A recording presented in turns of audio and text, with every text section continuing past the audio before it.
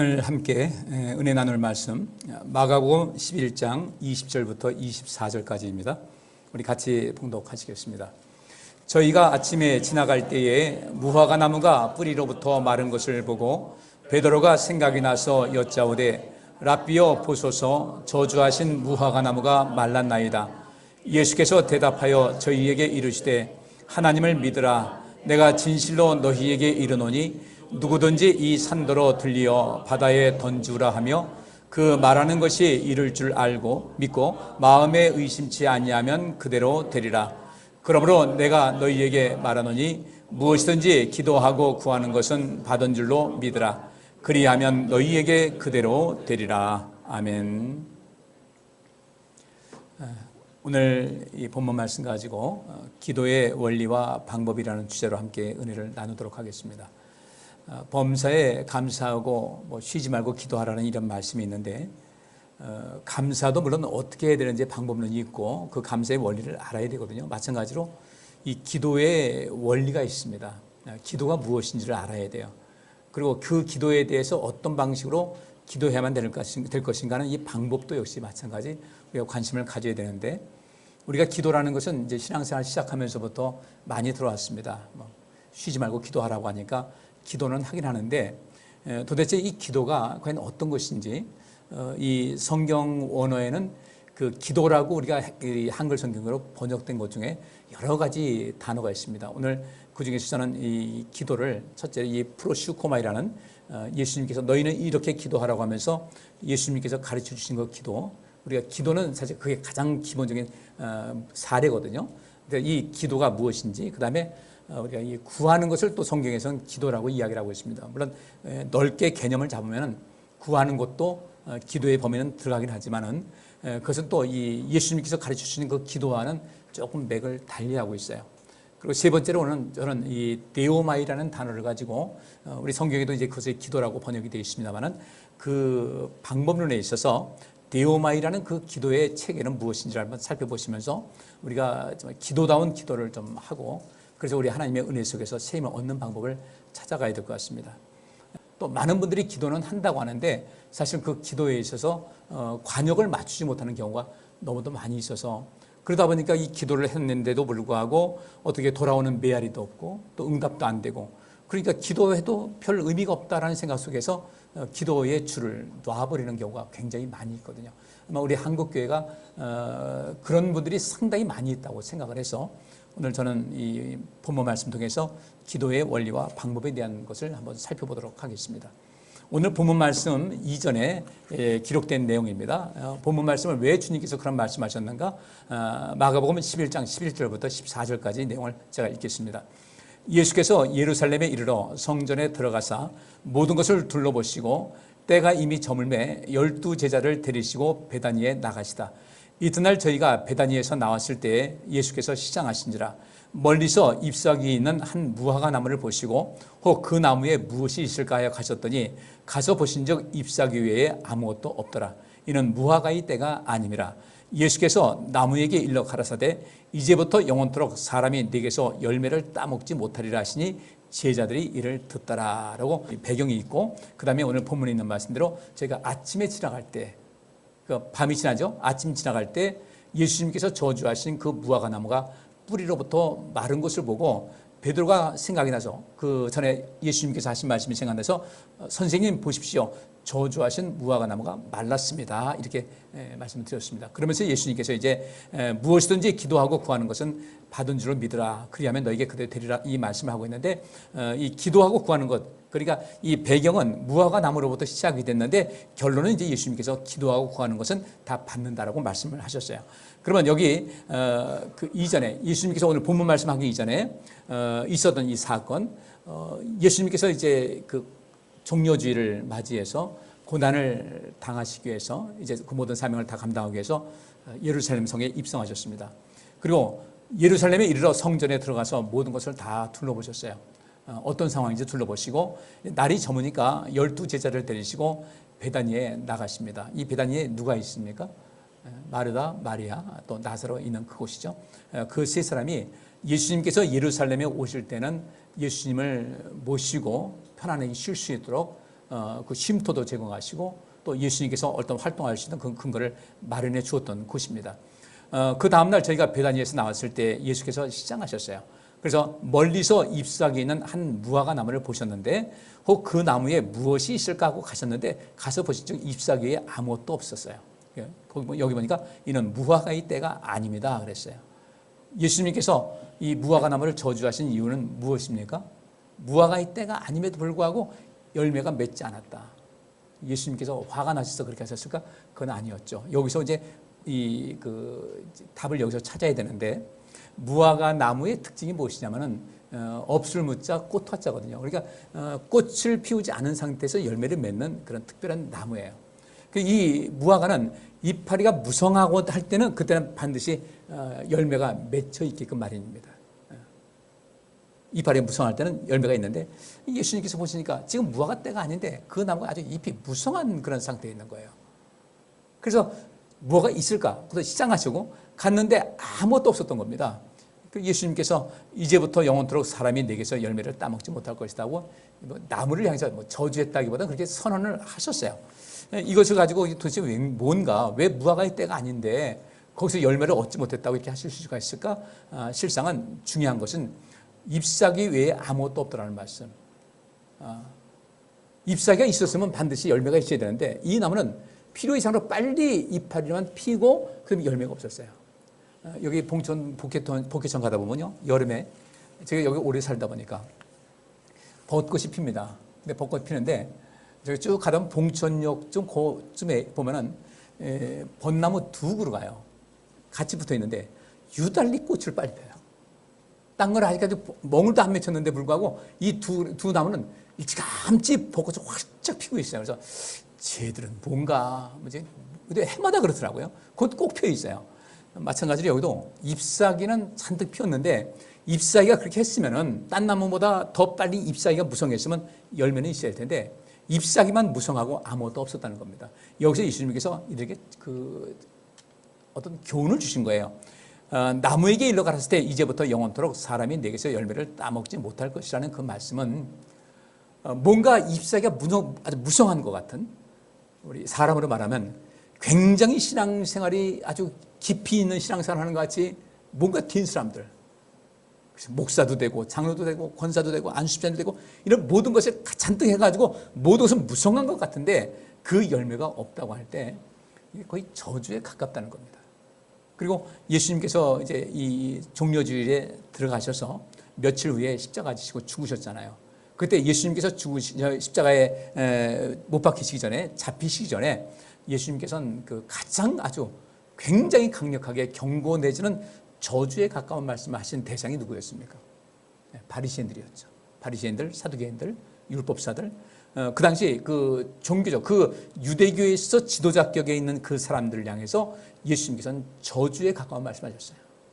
회칠한 무덤 같다고 하면서 너희는 너희 자신도 천국 가지 못하고 지옥으로 지금 계속해서 향하고 있으면서 다른 사람들까지도 끌고 그들을 지옥으로 이끈다는 그런 말씀을 하셨습니다. 이 말씀이 이제 앞으로 있을 그 모든 것에 대해서 말씀을 하신 것이죠. 우리가 우리 삶의 외적인 것 중요합니다.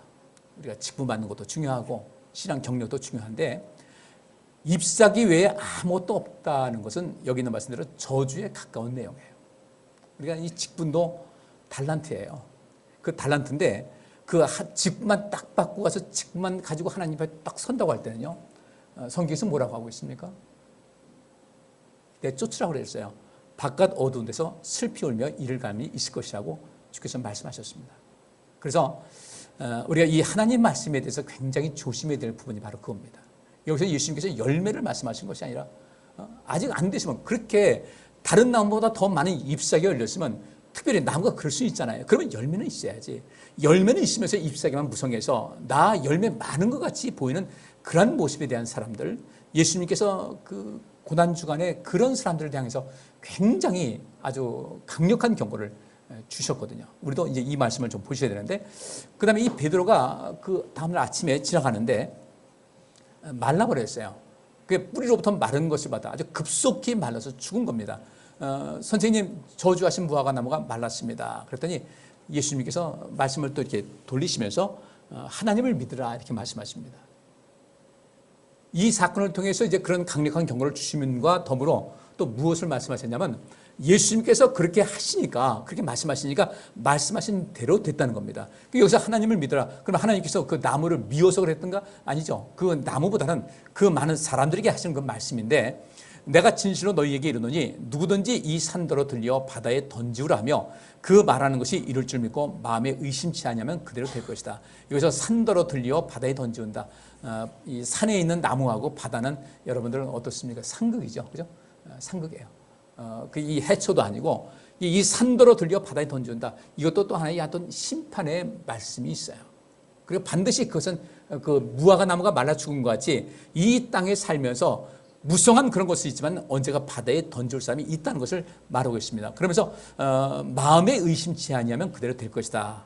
결론적으로 그러므로 내가 너희에게 말하느니 그러므로라는 것은 앞에 있는 모든 말씀을 다 종합해서 무엇을 말씀이냐면 무엇이든지 기도하고 구하는 것은 받은 줄로 믿으라. 그리하면 너희에게 그대로 될 것이다 라고 말씀하고 있어요. 우리 이것을 많이 보긴 합니다만은 어떤 여기서 나오는 기도하고 구하는 것, 기도하는 것은 무엇이고 구하는 것은 무엇인가를 좀 살필 수가 있어야 돼요. 자, 그래서 여기 이제 헬라어 성경을 좀 해놨는데 제가 좀 읽을게요. 디아투톨레고 휘민 판타호사 안 프로슈코메노이 아이테이세 피스티에테 코티 람바네테 카이 에스타이 휘민 이런 뜻이 뭐냐면요. 여기 휘민이라는 것이죠. 휘민 이건 너희에게라는 뜻이에요. 너희에게 영어로 보면 to you라는 것입니다. 내가 말한다. 그러므로 내가 말한다. 너희들에게 이 모든 것을 말한다. 따라서 여기서 프로슈코메노이라는 이라는 것은 이것이 기도한다는 뜻이에요. 기도한다. 그다음에 아이테이스라는 것은 구하는 겁니다. 그러니까 기도하는 것하고 구하는 것은 분명히 차이가 있는데 우리는 대개 하나님께 구하는 것을 가지고 기도한다고 자꾸 착각하는 거예요.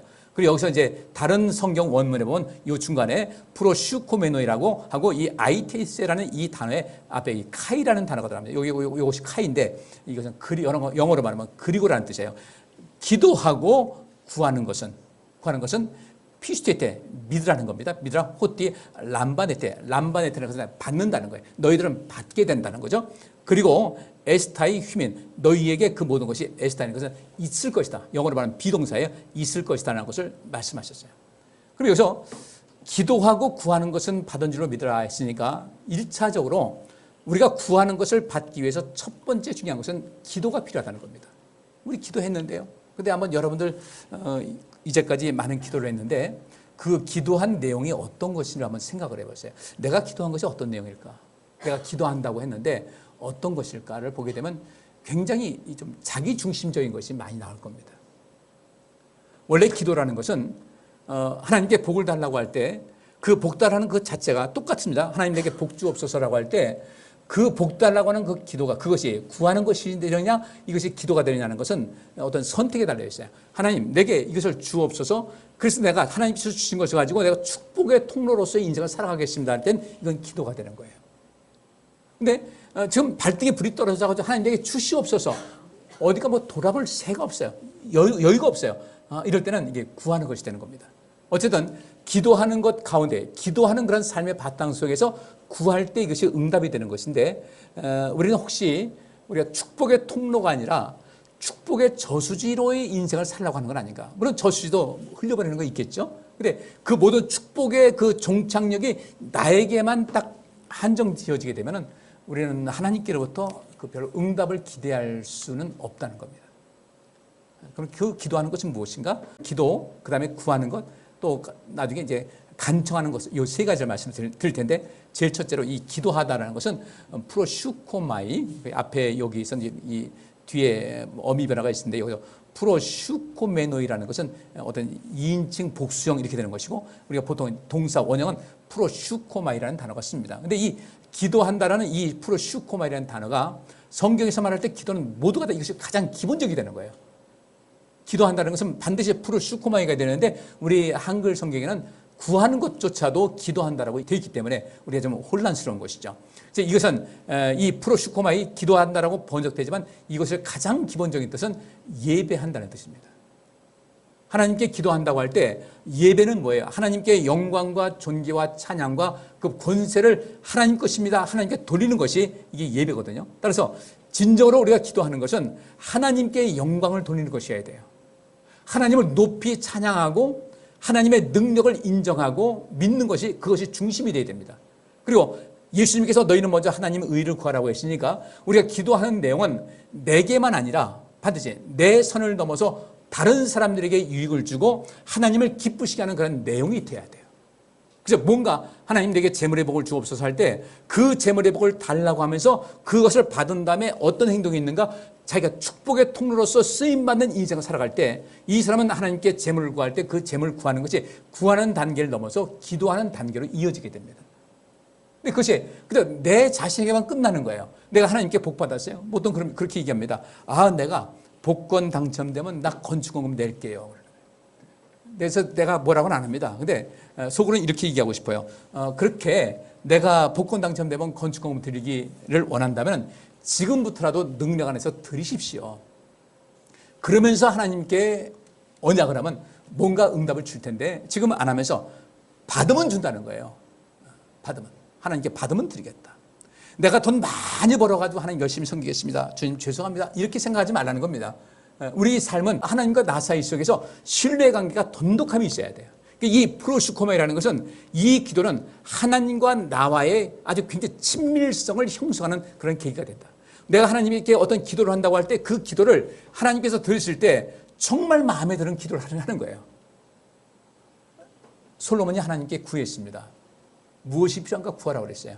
그랬는데 그 솔로몬이 하나님께 구했습니다. 기도한 것이 아니라 구한 거예요. 네가 뭘 필요하냐? 내게 구하라. 그러니까 솔로몬이 뭐라고 합니까? 하나님의 말씀과 백성들의 그 소리를 들을 수 있는 마음을 주옵소서 그랬어요. 그랬더니 그래, 내가 정말 내가 구하는 것을 보니까 내가 너무도 감동이 된다. 그래서 그 이후에 플러스 알파가 얼마나 많은 것을 주셨는지 몰라요. 그래서 이 진정한 기도 생활을 하는 사람들은, 이 사람들은 그 다음에 구하는 것, 그게 굳이 내가 특별히 구하지 않더라도 하나님께서는 이 사람이 하나님께서 필요로 하는 사람이 됐기 때문에 우리가 알지 못하는 것까지라도 채워주시는 역사가 있다는 것입니다. 그럼 여기서 기도는 무엇인가? 예수님께서 너희는 이렇게 기도하라고 마태복음 6장에 말씀하셨어요. 주 기도문입니다. 주 기도문이 아니라 우리 보통 주 기도문 하는데 원래는 주하고 이 띄어쓰기를 해야 돼요. 주 기도문. 주님의 기도. Lord's Prayer. 주님의 기도입니다. 주님께서 하신 기도의 내용이 주님께서 이렇게 기도를 하신 거예요. 예수님께서는 너희는 이렇게 기도하라. 근데 이 기도의 내용을 보니까 우리가 보통 구하는 것과는 상당히 사뭇 다른 것을 알 수가 있습니다. 하늘에 계신 우리 아버지여 이름이 거룩히 여김을 받으시오며 그랬어요. 하나님 이름이 거룩히 여김을 받으소서. 그래서 이 이름을, 하나님의 이름을 거룩히 여김을 받을 수 있도록 사는 것이 무엇입니까? 하나님께 예배하고 하나님을 찬양하고 또 하나님께서 기뻐하시는 그런 삶을 살아가고 모든 것이 하나님께 있습니다 하면서 하나님은 내 삶의 주인이십니다 하면서 하나님께서 말씀하신 모든 것을 100% 따르고자 살고자 하는, 그러니까 진정한 종의 모습을 갖고자 하는 그런 것이 아버지의 이름이 거룩히 여김을 받기를 원하는 간절한 마음이 담겨 있는 것이거든요. 제가 여러분들께 예배를 참석하시기 바랍니다 하는 이유는 우리가 하나님께 더 이상 하나님을 기만하지 말자는 거예요. 무화과 나무 잎만 가득한 채 열매 없는 그런 삶을 살지 말자는 겁니다. 우리 하나님과의 친밀감이 형성하는 것, 이 진정으로 하나님과의 친밀감이 형성하는 것이 바로 이 기도의 내용이에요. 이것을 통해서 하나님과의 친밀감이 형성이 되고 그 다음에 구하는 것은 하나님께서 충분히 채워주시는 것이거든요. 근데 이 기도가 안 되고 있는 거예요. 아버지의 이름이 거룩히 여김을 받으시오며 그러면서 하나님께 영광을 돌리는 겁니다. 그것이 예배 아니겠어요? 하나님께 예배하고 하나님을 찬송하고 하나님께 찬송하는 그 시간이 너무 즐겁고 예배하는 시간이 즐겁고 기도하는 속에서 하나님과의 대화가 충분히 오간다고 할 때 얼마나 멋있겠어요. 그 다음에 나라 임하옵시며 뜻이 하늘에서 이룬 것 같이 땅에서도 이루어지이다. 뜻이 하늘에서 이룬 것이 무엇입니까? 하나님께서 우리 이 세상을, 우리 모두를 구원하시기 위해서 아들을 보내주셨어요. 하나님께서는 우리 모두에게, 이 세상 모든 사람에게 생명을 주시기 위해서 아들을 보내주신 겁니다. 그 예수님께서는 당신께서 직접 이 세상의 생명과 복을 주는 축복의 통로의 삶을 살아간 거예요. 여기서 뜻이 하늘에서 이룬 것 같이 땅에서도 이루어지이다라는 것은 하나님, 내가 이 세상 살면서 온 세상의 생명과 생명력을 주는 그런 축복의 통로의 삶을 살겠습니다라는 그런 다짐이, 하나님 이렇게 살기 위해서 하나님 성령 충만함 주옵소서 이렇게 얘기를 해야 되는데 그것이 아니라 성령 충만함 달라고 하면서 왜 성령을 받아야 되는지 이유를 모른다는 거예요. 내가 능력받고 싶어도 그 능력이 왜 필요한데요? 하늘에서 아버지의 뜻이 이룬 것 같이 땅에서도 이루어지이다. 우리가 그 일을 행해야 되는 것이거든요. 그래서 이 기도라는 것은 입으로만 하는 것이 아니라 기도한 것을 성취되기 위해서 우리가 행동으로 옮기는 삶. 이것이 진정한 기도예요. 기도만 하고 행동이 없으면 그건 기도가 아닙니다. 어떤 기도를 할지라도 내가 축복의 통로로 인생을 살겠습니다 라고 한다 할지라도 축복의 통로로 인생을 살아갈 테니 능력 주옵소서 복 주옵소서 할 때는 그것을 구하면서 지금 여기서부터 그 일을 행할 수 있어야만 하나님께서 우리를 보실 때 그래 난 너를 확실하게 믿는다. 하나님과의 그 신뢰감이 형성되는 거예요. 우리가 이거 보통 라포가 형성된다고 하거든요. 하나님과 나 사이 속에서 라포가 형성될 수 있어야 되겠다. 나는 하나님을 믿고 하나님은 또 나를 믿으시고 그러면서 그 하늘에서 이룬 것 같이 뜻이 하늘에서 이룬 것 같이 땅에서 이루어지는 것의 실천 양식이 뭐냐면 오늘날 우리에게 일용할 양식을 주옵시고예요. 오늘날 나에게 일용할 양식이 아니라 우리에게 일용할 양식을 주옵시고 하나님 모두에게 복내려 주옵소서 하시면서 내 능력 안에서 내 힘을 가지고 누군가의 삶에 필요한 양식, 그것이 영의 양식이든 정신적인 양식이든 또 육신의 양식이든 상관할 것 없이 그들에게 필요한 것을 제공해 주는 이것이, 그래서 이 필요한 우리에게 일용할 양식을 주옵시고라는 것은 먹게 해달라는 거죠. 우리가 또 누군가를 먹게 하는 것, 이것이 기도가 되는 거예요. 그 진정한 기도는 우리 입에서 하나님께 고백한 것과 더불어 그 다음에 우리가 고백한 그 모든 것을 실현하기 위해서 어떻든지 간에 그 행동이 많고 적고 간에 그것을 행동으로 옮길 수 있는 그것이 진정한 기도의 삶이다. 그것이 안 되게 되면 그 다음에 우리가 하나님 앞에 암만 구한다 할지라도 안 되는 거예요. 왜? 인생의 원리가 그렇지 않습니까? 심은 대로 거두는 것이에요. 그리고 보면 우리 하나님께로부터 우리가 복받고 살 수 있는, 인생 살 수 있는 그런 모든 조건이 가득 차 있는데 결국 우리의 선택 때문에 그 복을 받지 못한다는 겁니다.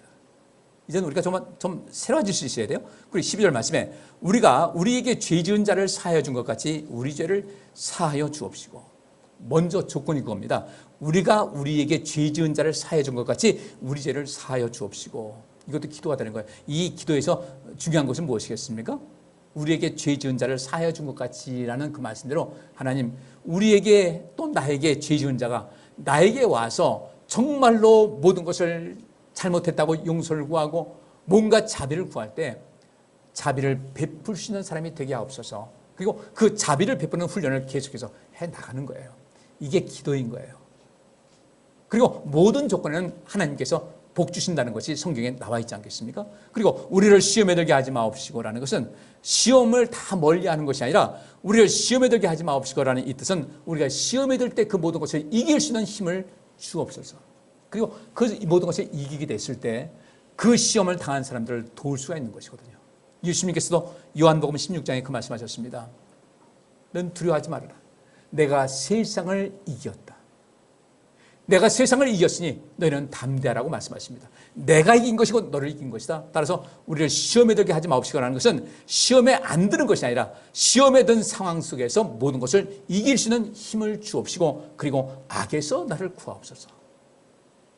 이것이 이 기도의 내용입니다. 이 기도의 내용이 무엇인가 봤더니 바울이 마지막에 그 얘기를 했죠. 내가 선한 싸움을 다 싸웠다고 할 때 이 내용이 바로 이 바울이 선한 싸움을 다 싸웠다는 그 증거가 이 주기도문에 있는 말씀을 실천하고 살았다는 거예요. 늘 하나님께 도우심을 구했고요.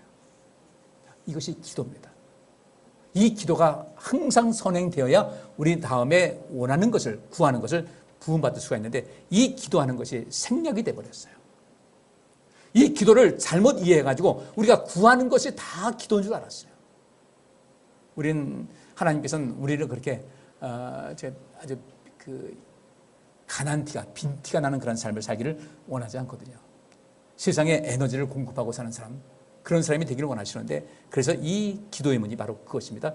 하나님께 영광을 돌리고, 그것이 예배라는 것이 그런 것이죠. 하나님께 예배, 영광을 돌리고 그 다음에 이 세상의 축복의 통로의 삶을 살고자 하는 그런 준비된 삶을 위해서 하나님께 기도하고 그 축복의 통로된 삶을 실천하고 살아가는 이런 모든 삶의 양식이 이 기도에 담겨 있어요.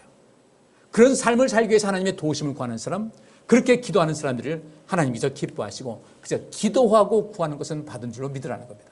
그 기도가 반드시 선행돼야 돼요. 그 다음에 구하면 모든 것이 응답이 된다는 것이죠. 두 번째, 구하다라는 단어가 있어요. 여기서 구한다. 이 구한다는 것은 이제 아이테오라는 단어가 쓰여집니다. 이 아이테오라는 단어가 여기 어떤 뜻이냐면 구하다, 어떤 것을 원하다, 그 다음에 자신의 몫으로 어떤 것을 요구한다는 뜻입니다. 이 말은 여기 마태복음 7장 7절과 8절 보니까 구하라 그러면 너희에게 주실 것이요, 찾으라 그러면 찾을 것이요, 문을 두드리라 그러면 너희에게 열릴 것이니 구하는 이마다 얻을 것이요, 찾는 이가 찾을 것이요, 두드리는 이에게 열릴 것이다 라고 말씀하고 있습니다. 그러면 여기서 구하는 이마다 얻는다, 찾는 이마다 찾는다, 두드리는 이마다 열린다 그러는데, 여기서 얻을 수 있는 사람과 찾을 수 있는 사람과 열려지는 이 사람은 뭔가 자격이 주어졌기 때문에 그런 거예요. 여러분 집에 현관에 그 카드 키가 있다. 그러면 그 카드를 대야만 문이 열리듯이 구하는 사람이 얻는 것이지만은 어떤 사람이 구하느냐에 따라 다른 거예요. 얻을 수 있는 사람이 있습니다.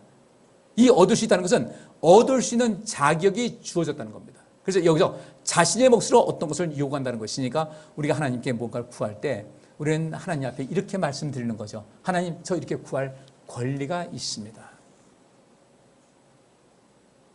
우리가 기도할 때 당당하게 권리를 주장할 수 있어야 돼요. 하나님, 나 하나님 딸이에요. 하나님 아들이에요. 하나님, 저 이거 필요해요.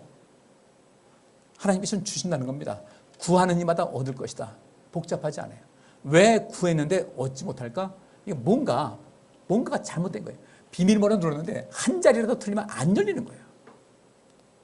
자신의 몫으로 어떤 것을 요구한다는 것이 이 아이티어입니다. 그리고 이것은 하나님께서는 그 구하는 것을 들어주신다는 것을 강조하고 있습니다. 그래서 우리에게 구하라고 하신 거예요. 그럼 내가 너에게 줄 것이다. 그런데 이 상황 속에서 우리는 하나님에 대한 확신이 요구되는 겁니다.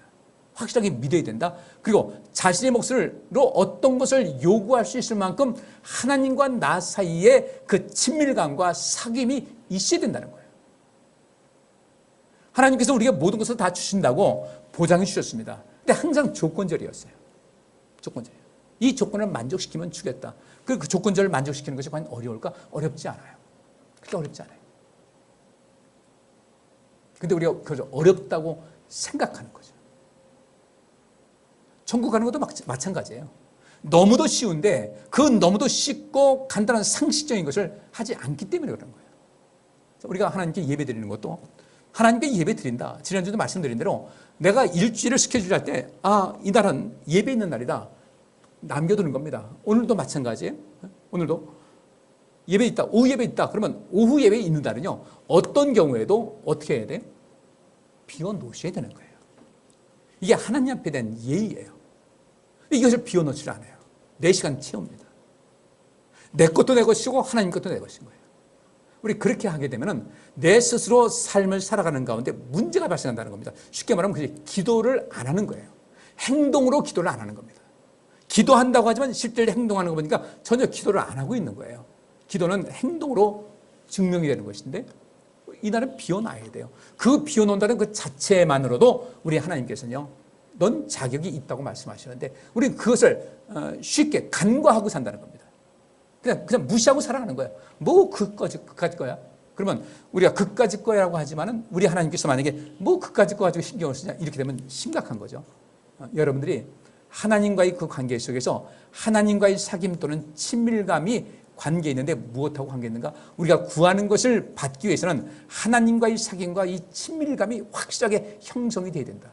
근데 이 친밀감이 형성이 되지 않고 항상 하나님을 그냥 내 필요한 대로 채워주는 어떤 종같이 부르고 하나님을 종같이 부르면서 맨날 입으로는 하나님을 향해서 뭐라고 그래요? 나의 주님이라고 이야기를 하는 거예요. 그래서 이 삶이 자꾸 엇박자가 나는 겁니다. 우리는 정말 하나님의 도우심이 참 많이 필요해요.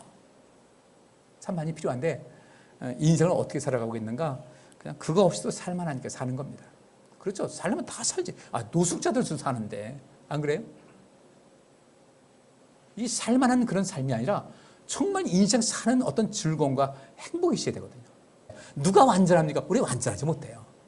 완전하지 못하지만 우리는 그 속에서도 완전을 위해서 추구하는 이런 삶을 살아가게 될 때 하나님께서 우리에게 필요한 것을 채워주시거든요.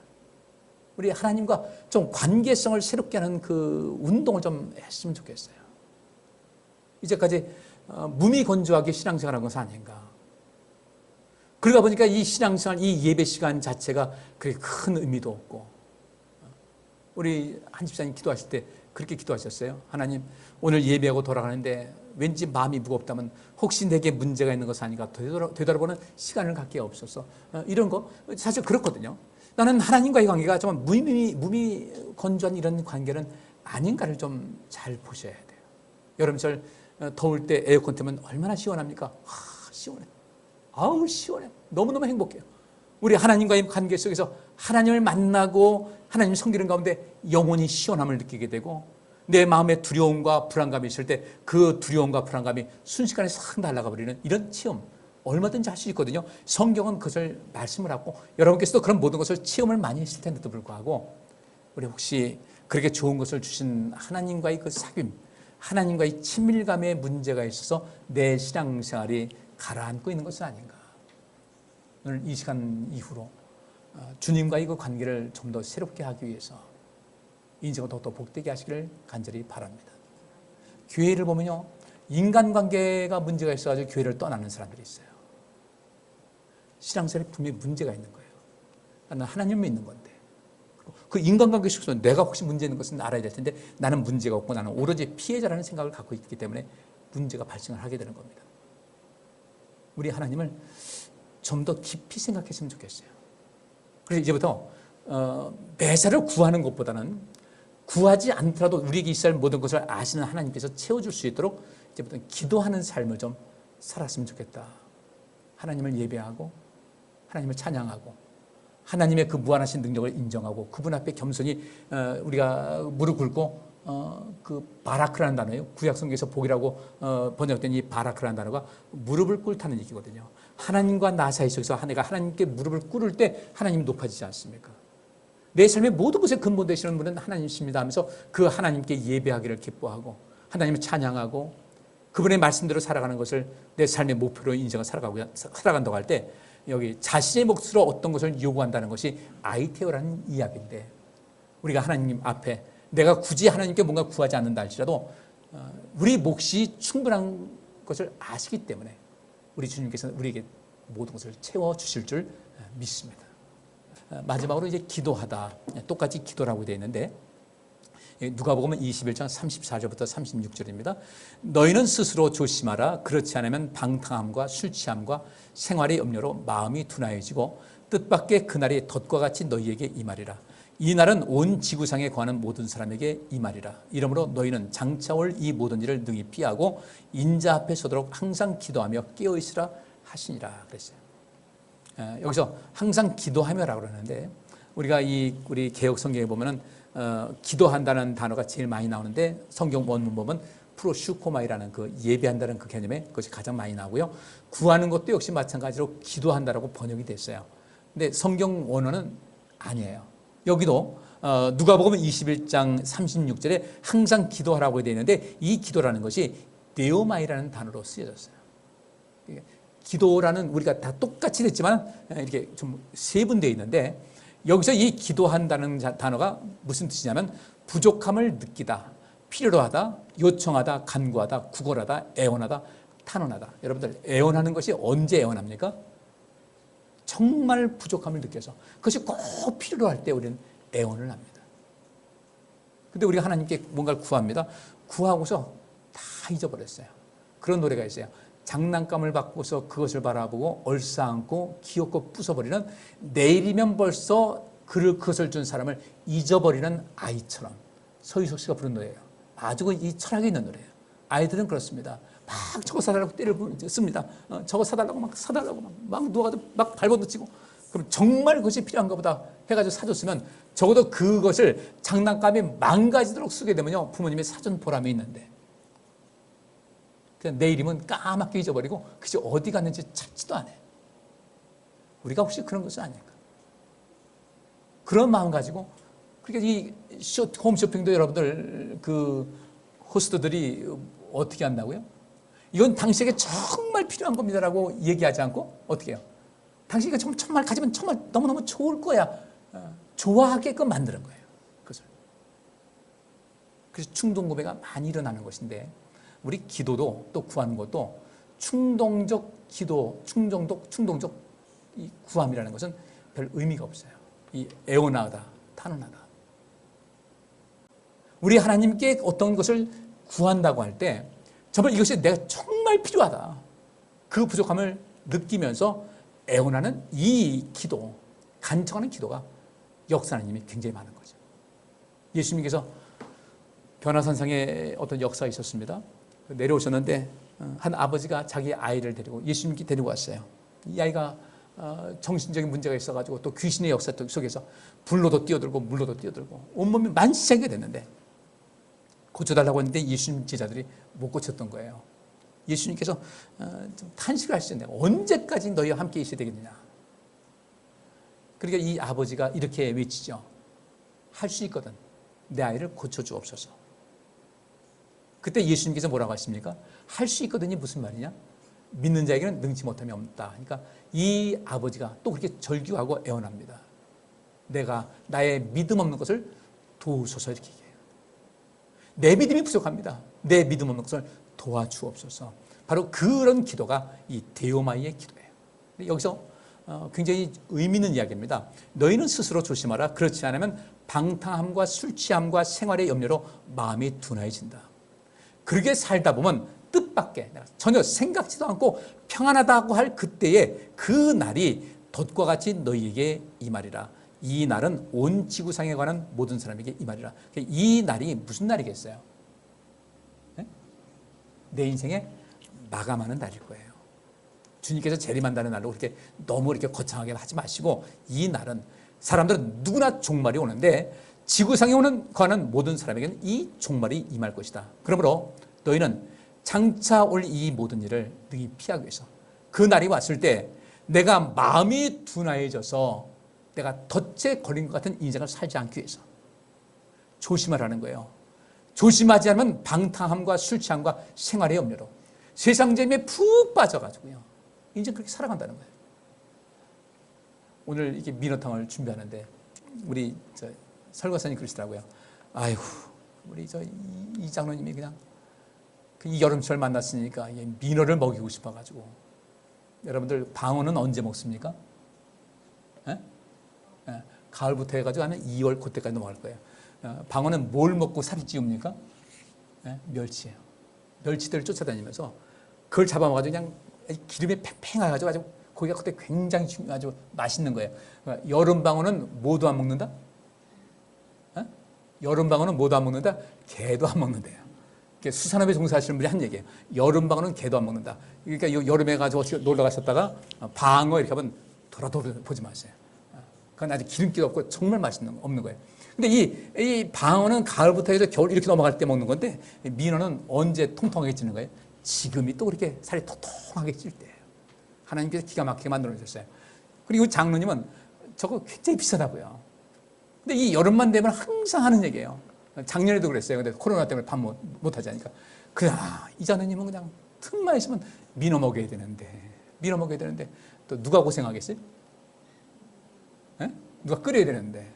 근데 뭐 거기 수산업에 종사하시면 생선은 얼마나 잘 끓이세요. 우리 이 설교사님 어제부터 그냥 또 애를 쓰신 거예요. 또 하는 게 굉장히 즐겁게 해요. 저는 그래서 내가 우리 교회 장로님 보면서 참 저 모습이 참 아름답다.